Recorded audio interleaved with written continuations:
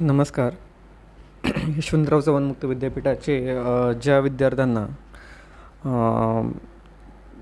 ज्यांचे सत्र 2, सत्र 3, सत्र 4 किंवा सत्र 1चे काहींचे पेपर काही कारणास्तव बरेचसे विद्यार्थी देऊ शकलेले नाहीत किंवा ज्यांना शक्य झालं नाही किंवा ज्यांचा अभ्यास झाला नाही, अनेक कारणास्तव ज्यांना पेपर देणं, परीक्षेला बसणं शक्य झालं नाही, अशा विद्यार्थ्यांसाठी रिपीटर्ससाठी जे परीक्षेचा अर्ज होता त्याच्यासाठी आता काही दिवस वाढून मिळणार आहेत.